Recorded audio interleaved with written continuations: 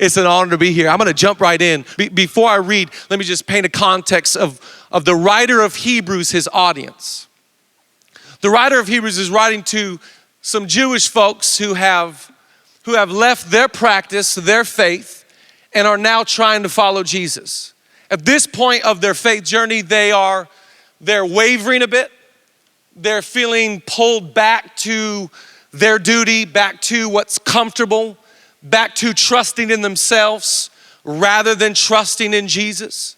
And the writer is pleading, the writer is convincing, trying to get this group of people to understand back is not an operative word for you.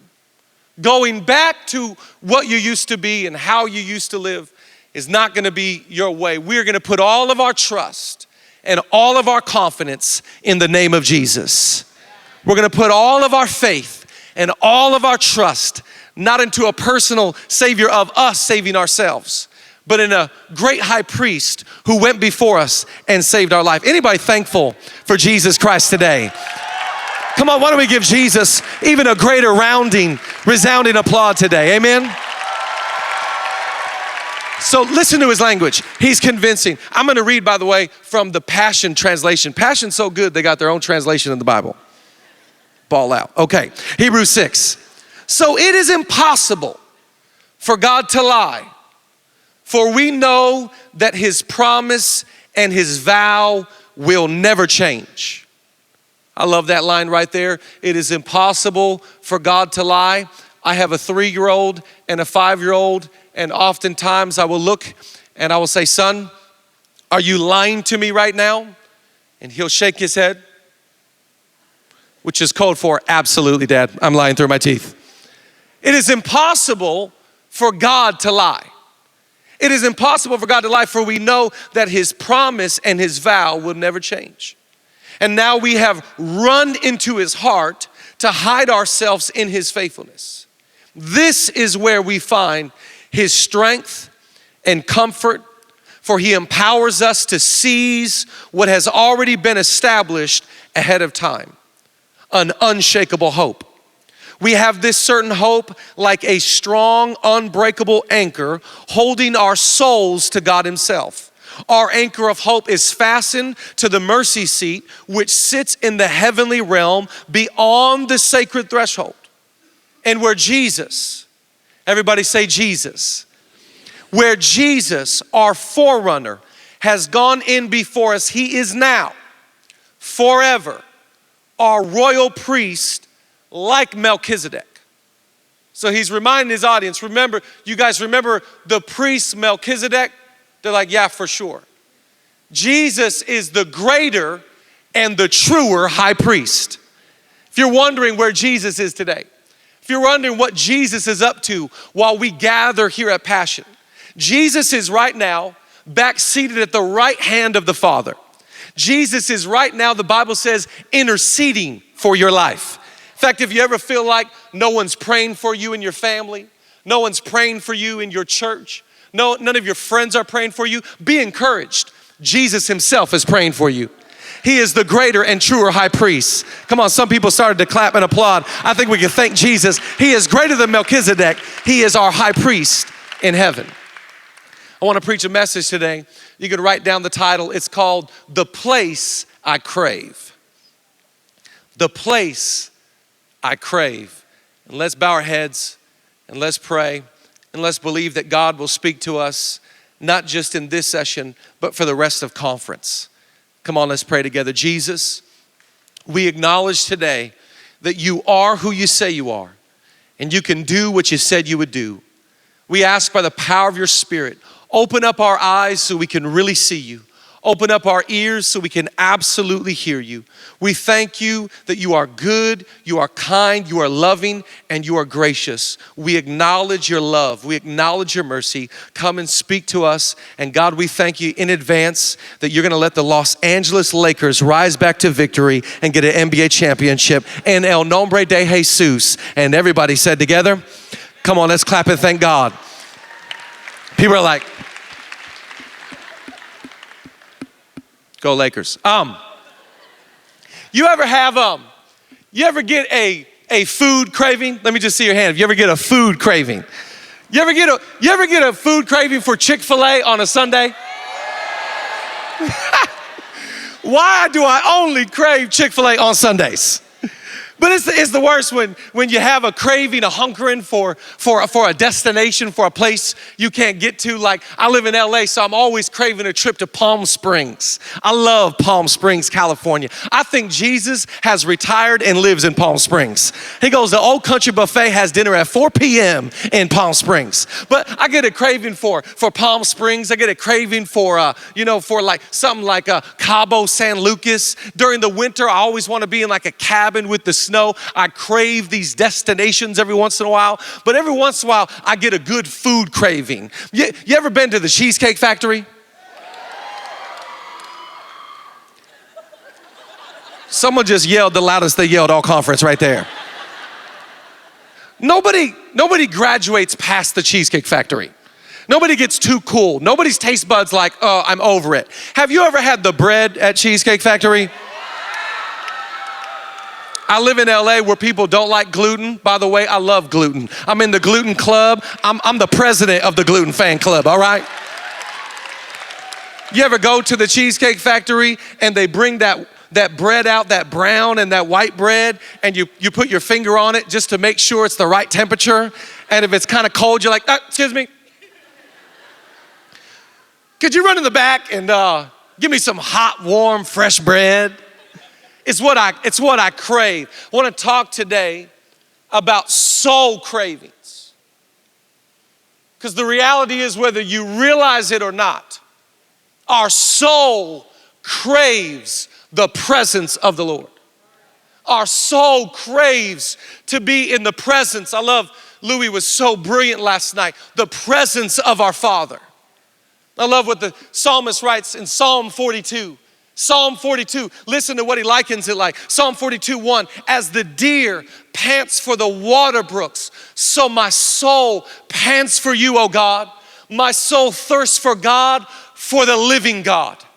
He's saying, I crave a lot of things, but the thing that I crave the most, my soul longs to be with you, Jesus. My soul longs to be in your presence. My soul longs to be with you because it is there. It is in that place that my soul receives all that I need. It's there that I get fulfillment. It's there that I get peace. It's there that I get joy. Is there anybody thankful today that you and I can encounter the presence of the living God?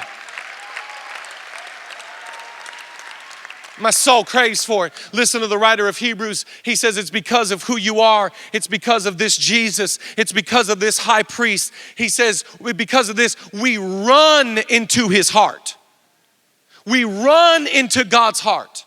Write down, I'm gonna give you 4 things to write down today. Write down number 1 today. Whatever you run to, you trust.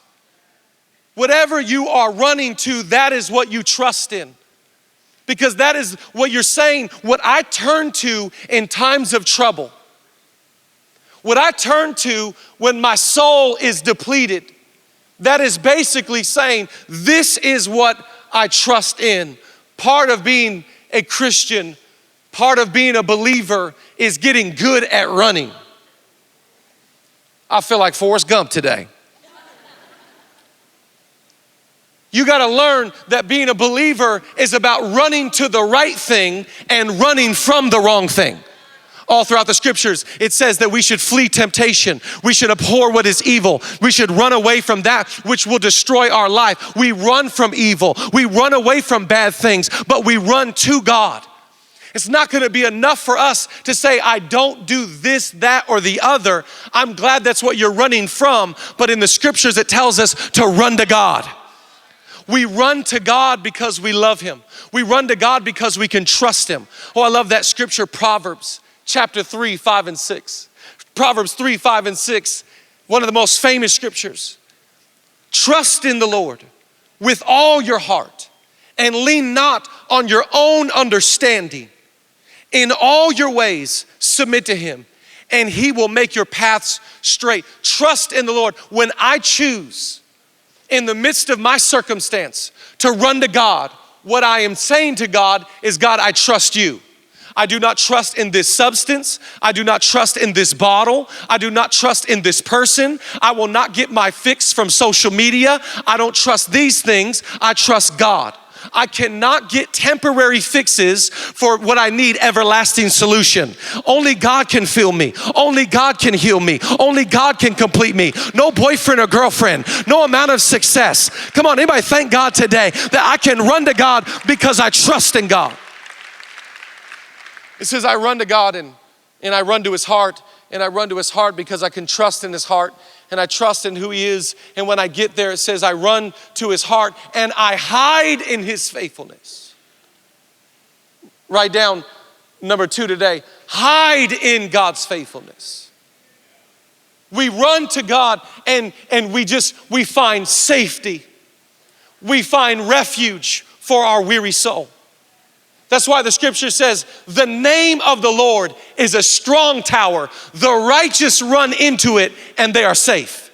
So I run in and I hide in his faithfulness. I just go ahead and I camp out and I let God be faithful in my world.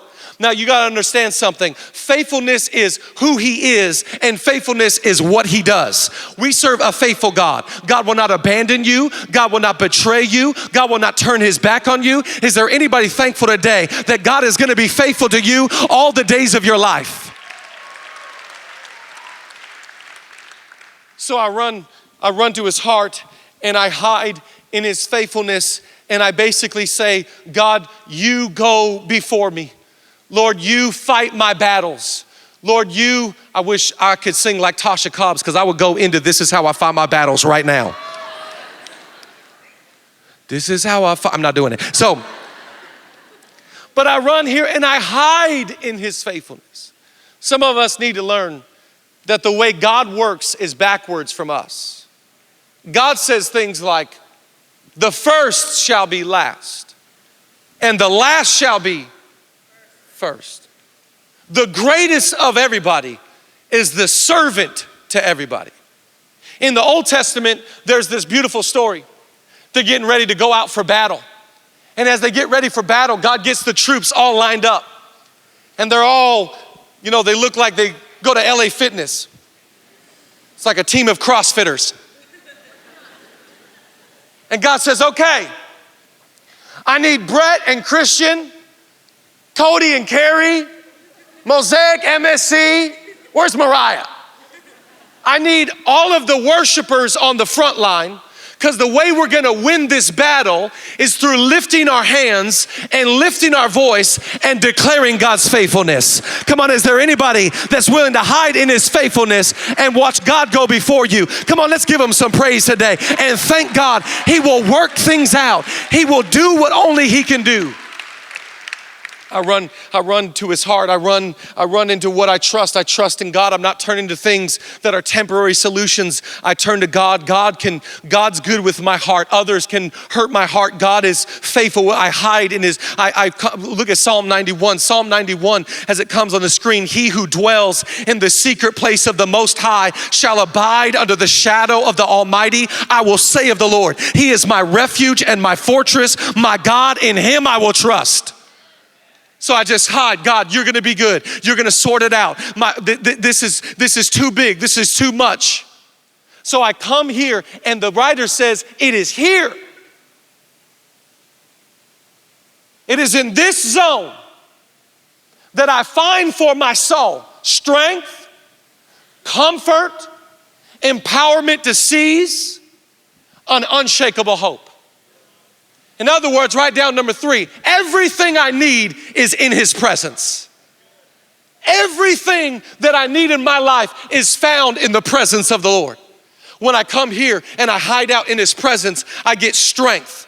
Oh, I love that God gives us strength because when you walk into the presence of God, you're gonna come in one way, but you're gonna leave another way. You might come in battered and bruised and filled with anxiety and depression like Louis was talking about, but when you leave his presence, you're gonna find newfound strength. Oh, I love Isaiah. Look at Isaiah 41. Look at what it says even about college students. Even youths grow tired and weary, and young men stumble and fall. But those who hope in the Lord will renew their strength. They will soar on wings like eagles. They will run and not grow weary. They will walk and they will not faint. Because when I get into his presence, all of a sudden I've got a newfound strength. Where I came in, I felt depleted and I felt exhausted and I felt tired and I felt overwhelmed. I get with God and all of a sudden it's like, let's go to LA Fitness. No, me neither. Okay. I find strength. I find comfort. The comfort of the Holy Spirit. The comforter that comes to comfort me. You're gonna be okay.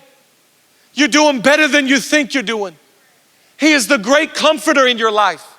You ever try and snuggle up with a blanket that's too short?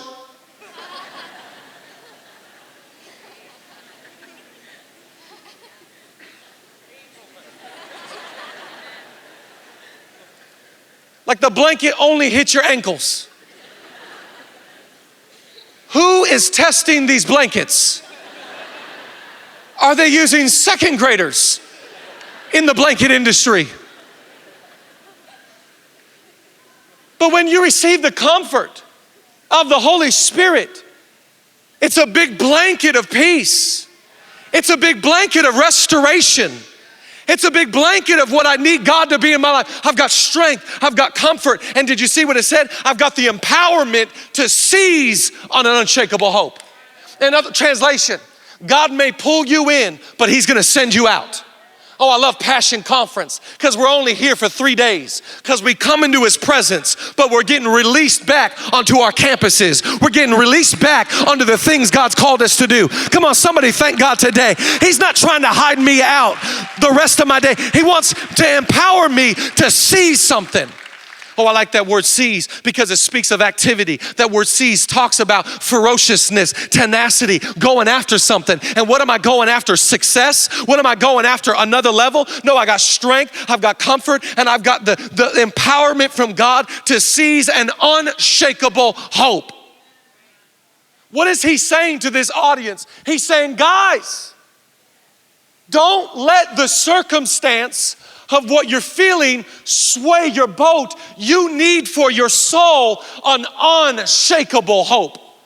Now I love hope because hope is a bit audacious. Hope has a swagger and an arrogance and a confidence, not in self, but in God. Remember, in your life, hope is an architect, but faith is the builder. And so God will give you hope for your future. He'll give you hope for tomorrow. He'll paint a picture in your heart. I know that many of us have gone through circumstances and situations that have tried to shatter and shake your hope. I know many of us have gone through things that your hope has been destroyed. Some of you have heard the story of my oldest, my daughter Georgia. When my daughter was born, she was born and her brain never fully developed. The doctors told us things about our daughter like she'll never walk or talk or crawl or roll over. She'll never live to this many years. And I remember in that time, something happening in me as a father. I was heartbroken, but I was filled with hope. I could see the tears in my wife's eyes. I could look at the hopelessness in my daughter's face. But something about God rose up on the inside. And I found myself in that season as a father, craving the presence of God, running into his heart, hiding in his faithfulness, telling God, I'm not strong enough as a dad.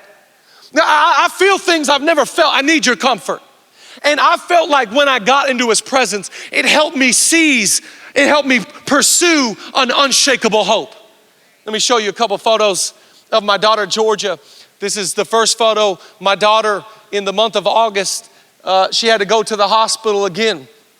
And this is kind of part of her life. She has many seizures and has battled, but already has defied the doctors and already is a miracle. And I think we should just pause and applaud our God, who is the great physician and always has the final last word. In fact, can you put up the photo? This is from Christmas. This is another picture from Christmas. This is my daughter on Christmas Eve. But you know what I found in that season of my life? I found myself craving not a hospital and not a temporary fix, but an unshakable hope. Don't put your hope in your circumstance. Don't put your hope into other people. Put your hope in the name of the Lord. Write down the last thing, number 4 today. I love how he concludes this thought in this section. He writes down number 4, put it in your notes. He's trying to anchor me in his love. Listen to the writer of Hebrews, watch how he ends. He says, we have this certain hope like a strong, unbreakable anchor, holding our souls to God himself. Our anchor of hope is fastened to the mercy seat. I want to tell you today, Jesus himself, God is trying to anchor you in his love. Now remember, Christianity is marked by symbols. We have the symbol of the cross, which represents for us our freedom in Jesus, the finished work of our salvation. But the anchor, that nautical symbol, is a representation that God is trying to anchor us in his love. Other writers like Paul will use the words like rooted or grounded. This writer uses the word anchored. And I want to tell you, God is up to something in your life. And what he's really after is anchoring you in the love of Jesus Christ. Letting your anchor go down. What's the writer saying? He's saying, guys, no. I know it feels wishy-washy. I know you have all kinds of different sensational emotions right now. He's saying, but let your anchors go down in Jesus. Let your anchors be dropped so you are not tossed to and fro by every situation, by everything that you feel and everything that you see. Come on, Passion. We need to be people that love Jesus, that let our anchors go down into the solid, finished work of the cross. Come on, let's applaud and thank Jesus. If you're willing to let your anchor drop at Passion 2019 and say, Jesus, I will not get uprooted. I will not be uplifted by any circumstance. I drop my anchor in Jesus.